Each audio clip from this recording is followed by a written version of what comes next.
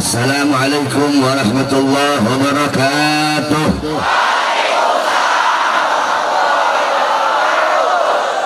Bismillahirrahmanirrahim. Alhamdulillahil qawiyyi sultanuh al-wahdanuh al-mabsut fil wujud karamuhu wa ihsanuh. Allahumma salli wa sallim wa barik wa karrim wa azim ala miftah bab rahmatillah. Adada ma fi ilmillah salatan wa salaman daimaini bidawami mulkillah wa ala alihi wa sahbihi adada kulli dharratin alfa marrah amma ba'd. Yang saya cintai, yang saya muliakan, para alim ulama, para habaib, para kiai, para asatid, para tokoh masyarakat, para aparat pemerintah, wabil khusus guru kita Al-Habib Ali Al-Aidud beserta seluruh para habaib yang saya cintai, yang saya muliakan, ketua panitia beserta seluruh panitia peringatan Maulid Nabi besar Muhammad sallallahu alaihi wasallam beserta seluruh hadirin hadirat, bapak-bapak, ibu-ibu, khususnya para pemuda-pemudi sekalian, umat baginda Nabi besar Muhammad yang selalu dimuliakan oleh Allah Subhanahu wa ta'ala. Kepada seluruh hadirin hadirat, tolong jangan ada yang ribut. Ini majelis ilmu, bukan majelis dangdut. Kepada seluruh hadirin, sebelumnya saya mohon maaf karena tidak bisa lama. Saya baru sampai dari bandara, langsung ceramah ke Pandeglang, terus langsung kemari. Saya juga dalam keadaan sakit, jadi mohon doa agar Allah berikan kesembuhan kepada saya. Ini sakit gara-gara kurang istri nih, saudara saya. Kalau istrinya satu, jadi begini, sakit-sakitan terus. Oleh karena itu, walaupun sedikit dari saya, semuanya siap mendengarkan, siap mendengarkan. Walaupun sedikit, mudah-mudahan bermanfaat. Amin ya rabbal alamin. Saudara-saudara sekalian yang dimuliakan oleh Allah, kita duduk di ini majelis dalam rangka Maulid Nabi besar Muhammad sallallahu alaihi wasallam. Di dalam kitab Hawashi Syarwani ala Tuhfatil Muhtaj. Kitab Hawashi Syarwani adalah kitab Al-Imam Asy-Syarwani. Itu adalah hasyiah daripada kitab Tuhfatul Muhtaj Al-Imam Ibnu Hajar Al-Haytami. Kitab Tuhfatul Muhtaj Al-Imam Ibnu Hajar Al-Haytami itu adalah syarah daripada kitab Minhajul Talibin Al-Imam An-Nawawi. Dalam kitab tersebut dijelaskan, wa anna afdalal layali lailatu maulidis syarif, thumma lailatul qadar, thumma lailatul jum'at, thumma lailatul isra. Dan sesungguhnya malam yang paling utama, malam yang paling mulia, malam yang paling agung adalah malam kelahiran baginda Nabi besar Muhammad. Setelah malam kelahiran Nabi baru malam Lailatul Qadar. Setelah malam Lailatul Qadar baru malam Jumat. Setelah malam Jumat baru malam Isra. Malam kelahiran Nabi adalah malam yang paling mulia, malam yang paling agung. Kenapa? Karena kalau tidak ada maulidnya Nabi, tidak ada hari lahirnya Nabi, maka tidak akan ada hari-hari yang mulia dalam Islam. Kalau bukan karena lahirnya Nabi, tidak akan ada Idul Fitri, tidak akan ada Idul Adha, tidak akan ada Isra Mi'raj, tidak akan ada malam Jumat, tidak akan ada Fathul Makkah, tidak akan ada kemenangan perang Badar, tidak akan ada Ramadan, tidak akan ada Muharram, tidak akan ada hari-hari yang mulia dalam Islam, tidak akan ada Al-Quran, tidak akan ada syariat, tidak akan ada ulama. Kalau bukan itu semua diawali daripada hari lahirnya baginda Nabi besar Muhammad. Maka sudah menjadi satu kewajiban bagi kita sebagai umat Nabi untuk bersyukur kepada Allah atas lahirnya baginda Nabi besar Muhammad. Al-Imam Busiri, tolong ini kalau masih ada yang ribut saya pulang sekarang. Kalau masih ada yang bicara saya pulang.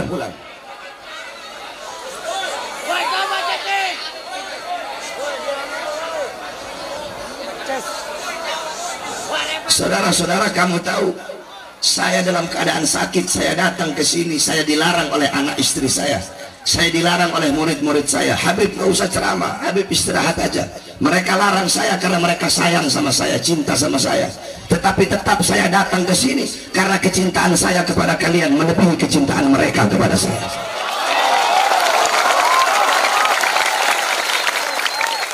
Makanya jangan ada yang ribut, pasang kedua telinga dan dengarkan sedikit nasihat yang saya sampaikan. Khususnya ibu-ibu jangan ada yang ribut. Nah, Al-Imam Busiri dalam qasidah Muhammadiyahnya beliau berkata, Muhammadun syukruhu fardhun 'alal umami. Muhammad bersyukur dengan adanya beliau wajib bagi setiap umat untuk bersyukur dengan adanya baginda Nabi besar Muhammad. Di dalam Al-Quran Allah berfirman, Qul bifadlillah wa birahmati fabidzalika falyafrahu. Katakanlah, dengan karunia Allah dan dengan rahmat Allah, maka dengan karunia dan rahmat tersebut hendaklah mereka bergembira. Apa karunia Allah? Apa rahmat Allah? Dalam kitab-kitab tafsir dijelaskan. Dalam kitab tafsir Ma'alimut Tanzil Al-Imam Baghawi, dalam kitab tafsir Jami'ul Bayan Al-Imam Ibnu Jarir At-Tabari, dalam kitab tafsir Anwarut Tanzil Al-Imam Baydawi, dalam kitab tafsir Madarikut Tanzil Al-Imam An-Nasafi, dalam kitab tafsir Jami' Ahkam Al-Imam Qurtubi, dalam kitab tafsir Jalalain Al-Imam Jalaluddin Al-Mahalli dan Al-Imam Jalaluddin As-Suyuti, dalam kitab tafsir Ibnu Katsir dijelaskan fadluhu Al-Quran wa rahmatuhu Al-Islam. Karunia Allah adalah Al-Quran dan rahmat Allah adalah Islam. Sedangkan sebagian ulama yang lain berkata karunia Allah adalah ilmu, sebagian lagi berkata karunia Allah adalah akal. Sedangkan rahmat Allah di dalam kitab tafsir bil ma'thur Al-Imam As-Suyuti dijelaskan bahwasanya dalam ayat yang lain Allah berfirman, wa ma arsalnaka illa rahmatan lil alamin. Tidak aku utus engkau wahai Muhammad kecuali engkau rahmat bagi seluruh alam semesta. Maka dengan adanya ilmu Al-Quran dan akal sebagai karunia Allah, dan dengan adanya Nabi Muhammad dan Islam sebagai rahmat Allah, maka hendaklah kita bergembira. Saudara-saudara, ketika Nabi Muhammad lahir, seluruh alam jagat raya bergembira, semuanya bergembira illa iblis. Kecuali iblis tidak senang, iblis tidak rela, iblis tidak ridho dengan kelahiran Nabi Muhammad. Kenapa? Karena musuhnya iblis yang paling besar telah lahir, yaitu Rasulullah SAW. Dalam riwayat Nabi pernah nanya kepada iblis, wahai iblis, siapa makhluk yang paling kau benci? Wahai iblis, siapa makhluk yang paling kamu musuhi? Apa jawab iblis? Anta ya Muhammad. Kamu wahai Muhammad musuhku yang paling besar.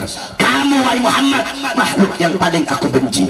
Setelah aku siapa? Setelah engkau keluargamu, setelah engkau anak cucumu. Saudara-saudara, para habaib adalah dzurriyyah Nabi Muhammad SAW.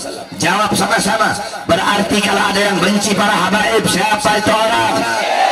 Siapa itu orang? Jawab yang keras, siapa itu orang?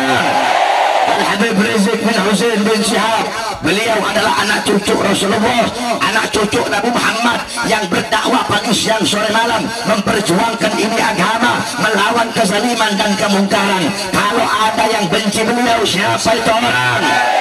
Kalau ada yang memusuhi beliau, siapa itu orang? Kalau ada yang memerangi beliau, siapa itu orang?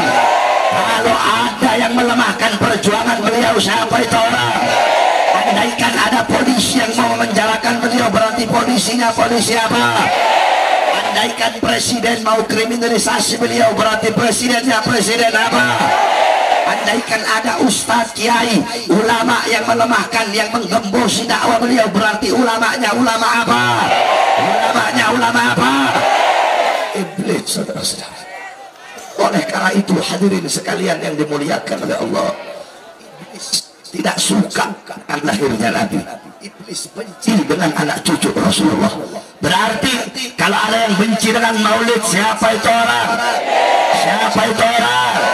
Kalau ada yang membubarkan acara maulid, siapa itu orang?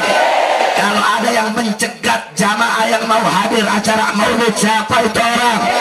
Siapa itu orang? Saudara-saudara, kemarin acara reuni akbar 212 dihadiri oleh jutaan umat Islam. Kamu tahu Menteri Agama Lukman Hakim ketika itu dia bertanya, ngapain sih mau merayakan maulid reuni 212? Wiranto juga berkata, dan banyak pejabat-pejabat yang lain bertanya seperti itu. Abuya Maliki Al-Imam As-Sayyid Al-Habib Muhammad bin Alwi Al-Maliki Al-Hasani Al-Maki, apa kata beliau? Tidak pantas, tidak layak bagi orang yang berakal. Mereka bertanya, ngapain merayakan maulid? Seakan-akan seolah-olah bertanya, ngapain bergembira dengan lahirnya baginda Nabi besar Muhammad. Jadi kalau Menteri Agama nanya seperti itu, punya akal apa tidak? Punya otak apa tidak? Punya otak apa tidak? Saudara-saudara, demi Allah, tidak ada satupun sosok baik dari kalangan NU, baik dari kalangan Muhammadiyah, tidak ada satupun sosok yang bisa mengumpulkan jutaan umat Islam, yang bisa mempersaudarakan jutaan umat Islam. Kamu tahu kemarin 212, humul ladzina yungkiruna al-maulid hum yahduruna fil maulid. Mereka orang-orang yang ingkar sama maulid, kemarin 212 mereka ikut hadir acara maulid. Wahabi-wahabi yang pakai celana cingkrang, yang jenggotnya 3 lembar, yang maulid bid'ah, maulid syirik, maulid kafir, kemarin ikut baca maulid, ikut acara maulid reuni 212. Saudara-saudara, tidak ada satupun sosok yang bisa mempersaudarakan umat, menyatukan umat seperti sekarang, kecuali sosok Al-Habib Rizik bin Hussein bin Syihab. Saudara-saudara, oleh karena itu kita bersyukur kepada Allah. Di saat kezaliman di mana-mana, di saat kemungkaran di mana-mana, Allah kirimkan, Allah berikan kepada kita, yaitu Habib Rizik bin Hussein bin Syihab.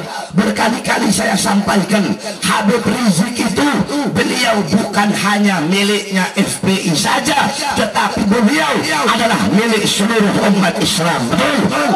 Jadi kalau polisi, kalau presiden, kalau Megawati, kalau Wiranto, kalau Luhut, kalau kalian para pejabat mau macam-macam sama beliau, mau menangkap beliau, mau mengkriminalisasi beliau, kalian bukan hanya berhadapan dengan FPI, tapi kalian akan berhadapan dengan kami, umat Islam dan rakyat Indonesia.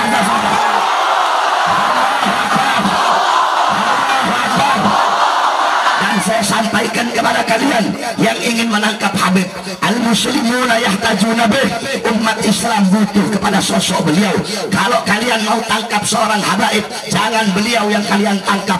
Demi Allah, kami para habib-habib muda di seluruh Indonesia, kami siap memenuhi penjara-penjara untuk mengganti posisi beliau di dalam penjara. Saudara,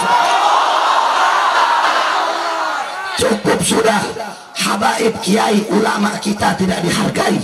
Ustaz ditangkap, kiai ditangkap. Ustaz Alfian Tanjung divonis 2 tahun. Ustaz Abu Somad kemarin di Bali ditolak oleh Ormas Hindu Bali. Saya tanya, Ormas Hindu Bali yang menolak Ustaz Abu Somad selama di Bali, biadab tidak? Biadab tidak? Kurang ajar tidak? Kita umat Islam cinta ulama, betul?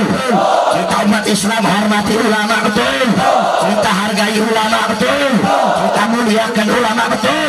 Siapa yang suruh? Rasulullah di dalam hadis Rasulullah bersabda, akrimul ulama fa innahum indallahil qurama. Muliakan para ulama, agungkan para ulama, karena mereka golongan-golongan yang mulia di sisi Allah Subhanahu wa taala. Saudara-saudara, Ustaz Abu Somad ditolak di Bali. Bahkan ini ormas Hindu Bali, mereka masuk ke hotel bawa senjata, bawa sajam. Hei kalian ormas Hindu Bali, kalian kira cuma kalian yang punya golok, cuma kalian yang punya senjata? Orang Tangerang juga punya golok, saudara-saudara. Kami umat Islam juga punya pedang. Jangan macam-macam kalian dengan ulama kami, jangan macam-macam kalian dengan para habaib kami. Kami selama ini toleransi, kami selama ini rahmatan lil alamin. Saya tanya, pernah tidak umat Islam usir pendeta? Pernah tidak?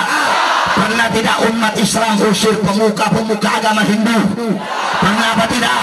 Pernah tidak umat Islam usir para biksu-biksu Buddha? Pernah tidak umat Islam bakar gereja? Pernah tidak umat Islam bakar pura?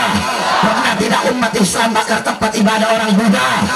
Tidak pernah, saudara-saudara, karena kita tahu kalian minoritas, kalian kafir zimmi, sehingga kami tidak akan melukai kalian, karena kalian adalah kafir zimmi yang berada di mayoritas muslim.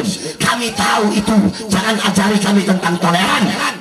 Makanya saya heran, mereka bilang Ustadz Abdul Somad boleh ceramah di Bali, tapi dengan 3 syarat.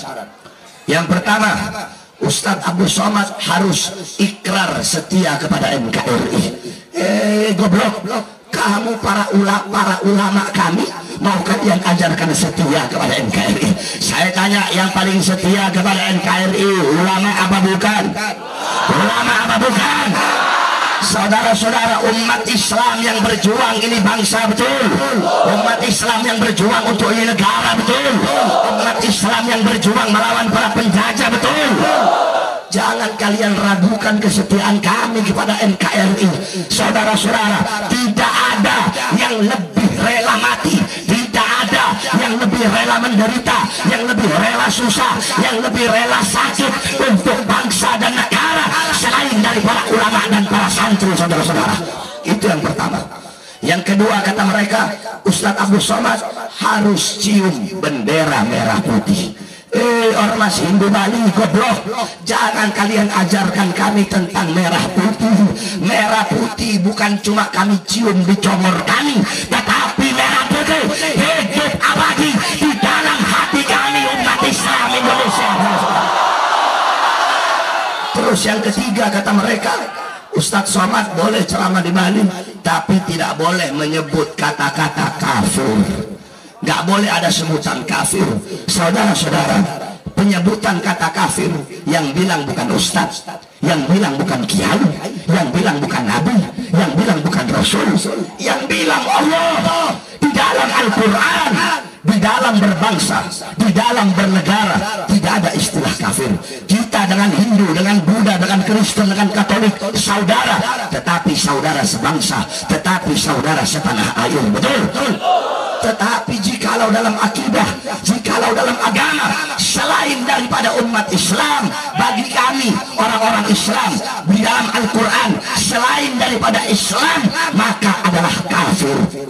Mufradnya kafir, jamaknya kufar. Kalau kalian nggak mau disebut kafir, ya masuk Islam, betul? Bukan cuma kita, mereka juga punya sebutan untuk kita yang tidak ikut agama mereka. Contoh, Buddha. Agama Buddha yang bukan ikut, yang selain daripada agama Buddha, Hindu, Kristen, Muslim, apa Islam, bagi Buddha kita adalah Abrahmacharya Fasa. Itu sebutan mereka. Jadi yang berada di luar Buddha, bagi si Buddha ini, kita ini yang berada di luar agama Buddha adalah Abrahmacharya Fasa. Bagi si Hindu yang berada di luar agama Hindu, bagi mereka adalah Maitra. Jadi Buddha, Kristen, Islam yang di luar Hindu, orang-orang Hindu menyebut kita Maitra. Orang-orang Kristen di luar Kristen, yang Buddha, yang Hindu, yang Islam, bagi mereka kita disebut adalah domba-domba tersesat. Nah, kita menyebut mereka yang di luar Islam adalah sebutan kafir. Jangan macam-macam kalian hinakan para ulama kami. Jangan kami umat Islam selama ini toleran, rahmatan lil alamin. Yang kalau kamu lihat ada spanduk bentar lagi, banyak spanduk-spanduk yang tidak Natal, hormati yang Natal. Itu betul, kami yang tidak Natal memang harus menghormati orang Kristen yang Natal. Tapi bagaimana cara menghormati? Cara menghormatinya bukan dengan ikut Natalan dalam gereja. Cara menghormati bukan dengan mengucapkan selamat Natal, bukan itu cara menghormati, bukan itu cara toleransi. Toleran kepada mereka yang Natal, tidak mengganggu mereka, tidak mengganggu kegiatan mereka, tidak merusak gereja mereka. Kita melakukan dinukum waliyadin. Agama kami, agama kamu, kami tidak usik kamu, kamu jangan usik kami. Itu toleransi, saudara-saudara. Nanti kalau hari raya Nyepi, yang tidak Nyepi hormati yang Nyepi. Betul, mereka orang Hindu yang Nyepi harus kita hormati. Tapi kalau udah bulan Ramadan kok kebalik, Ini otak-otak yang bikin spanduk ini kebalik, saudara-saudara. Kebaliknya bagaimana? Yang puasa tolong hormati yang tidak puasa. Kok jadi goblok begini orang yang bikin spanduk ini? Hah? Jadi yang toleran hanya kita saja, umat Islam. Iya. Jadi hukum itu tajam hanya untuk umat Islam saja. Jadi hukum itu tajam hanya untuk ulama saja. Jadi hukum itu tajam hanya untuk habaib dan kiai saja. Kami umat Islam ini toleran. Kata Rasul, mukmin itu bagaikan emas. Mathalul mu'min mathalul sabilatul dahab. Perumpamaan orang mukmin bagaikan emas. Kamu tahu emas? Emas itu berkilauan, emas itu menawan, emas itu indah dipandang, emas itu lembut, emas itu dingin. Tapi jangan coba kamu macam-macam. Walaupun itu emas enak dipandang, walaupun itu emas menawan, walaupun itu emas mewah, itu emas indah, jangan coba-coba kamu tiupkan api. Inna nafahat alaiha ahmarat. Itu emas yang menawan tadi, kalau engkau tiupkan api, itu emas akan memerah, saudara-saudara. Begitu juga kita umat Islam. Kita umat Islam berakhlak, kita umat Islam beradab, kita umat Islam rahmatan lil alamin, kita umat Islam dingin, kita umat Islam toleransi. Tetapi jangan kalian coba-coba ganggu ulama kami, jangan kalian coba-coba jatuhkan harga diri ulama kami, jangan coba-coba kalian usir ulama kami, jangan coba-coba kalian tangkap ulama kami. Kalau kalian macam-macam dengan ulama kami, maka kami umat Islam akan memerah bagaikan emas yang ditiup api, rela hancur dan binasa demi harga diri para ulama-ulama kita. Saya tanya, umat Islam rela hancur demi Islam, rela binasa demi para ulama? Allahu Akbar. Yang terakhir, saudara-saudara, kita doakan saudara-saudara kita di Palestina yang sedang berjuang melawan penjajah Israel. Mudah-mudahan Allah berikan keselamatan. Saudara-saudara, 50 tahun sudah saudara-saudara kita di Palestina mereka berjuang melawan Israel. Saudara-saudara, Israel datang nggak bawa pakaian.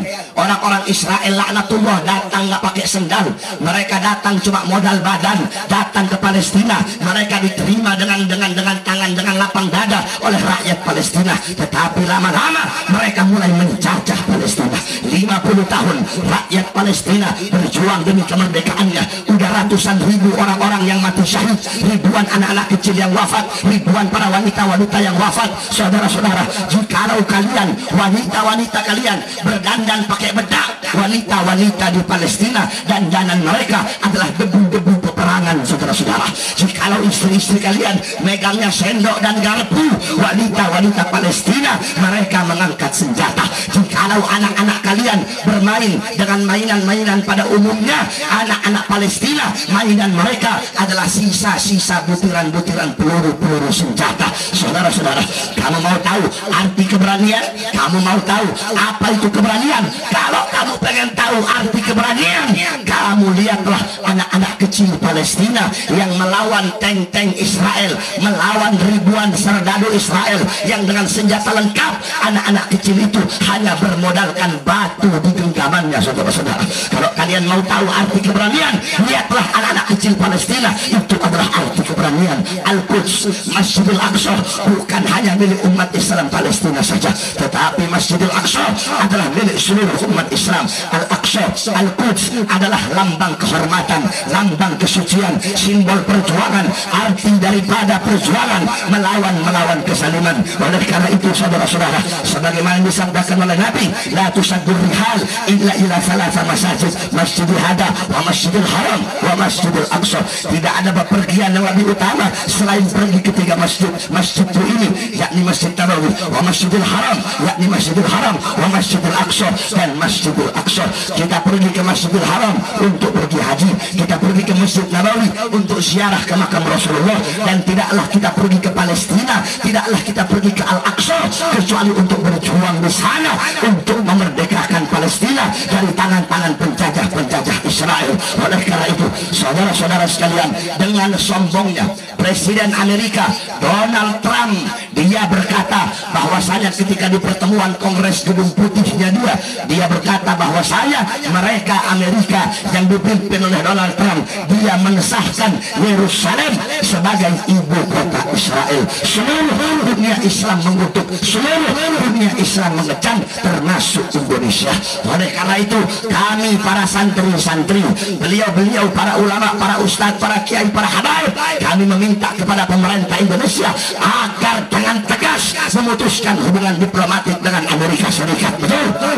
Saudara-saudara, ini negara Indonesia ketika kita merdeka, negara yang pertama kali mengakui, mendukung kemerdekaan Indonesia, dua negara Islam, Palestina dan Mesir, saudara-saudara. Terus sekarang setelah kita merdeka, Palestina mereka sedang dijajah, kenapa kita biarkan?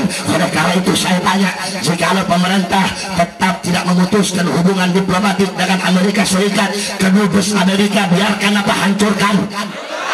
Jawab yang keras, biarkan apa hancurkan? Biarkan apa hancurkan?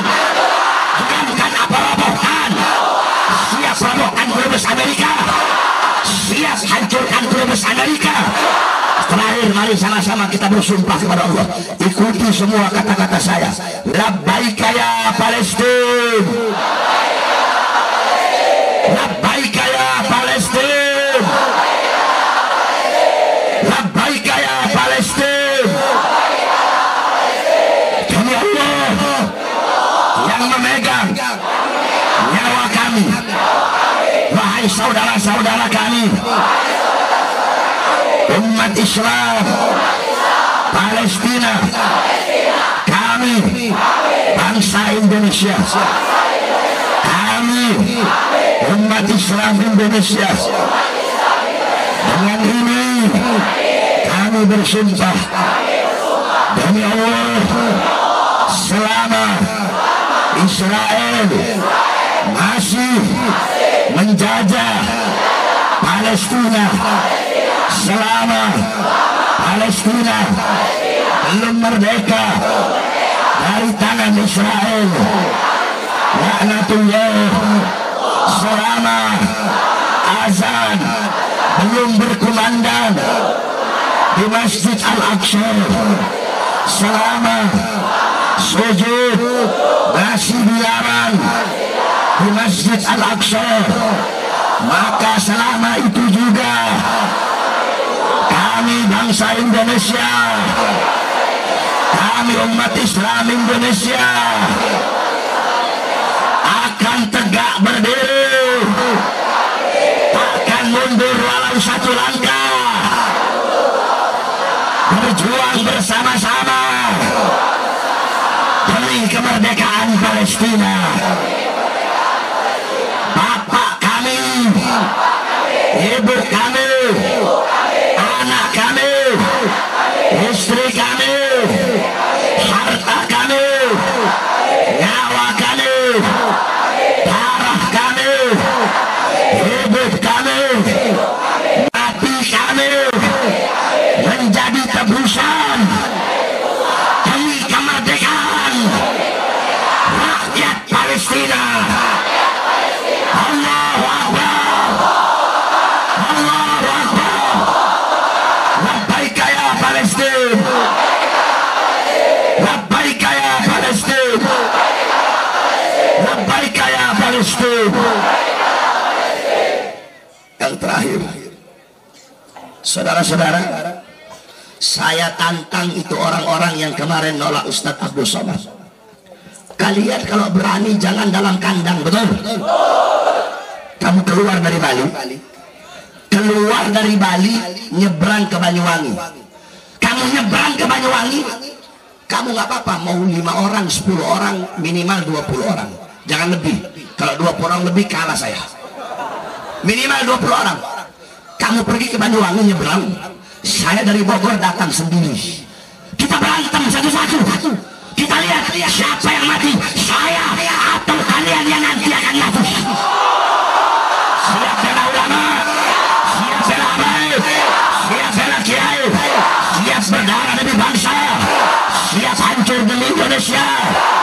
siap binasa dan Islam. Allahu Akbar, Allahu Akbar, Allahu Akbar. Sebelum saya tutup, saudara-saudara, alhamdulillah pondok pesantren udah jadi bangunannya 3 tingkat, tinggal finishing saja. Oleh karena itu sebelum saya tutup, saya harapkan kepada seluruh hadirin untuk mengeluarkan hartanya di jalan Allah Subhanahu wa taala sambil kita bersolawat kepada Rasulullah. Nanti kalau ada yang punya sorban, kamu keluarin sorbannya, terus kamu keliling semua sampai ke belakang sambil kita bersolawat sama-sama. Ayo solawat yang keras. Salatullah Rasul.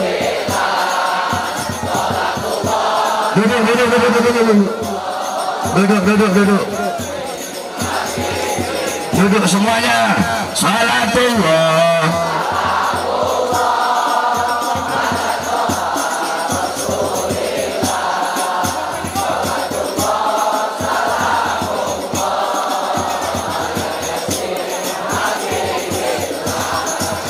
Tawassalna.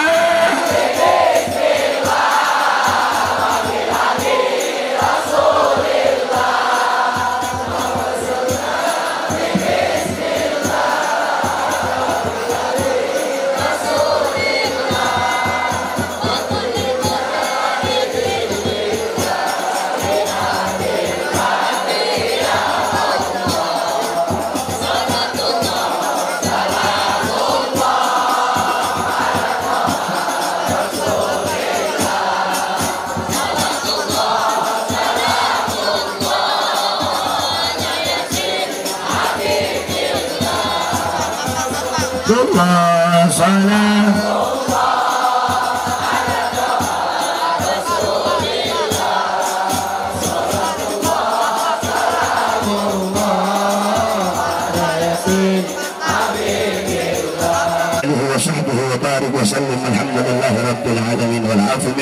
Wassalamualaikum warahmatullahi wabarakatuh. Atas mau'idatul hasanah, kurang lebihnya kami mohon maaf. Ihdinas siratal mustaqim wa rahmatullahi wabarakatuh.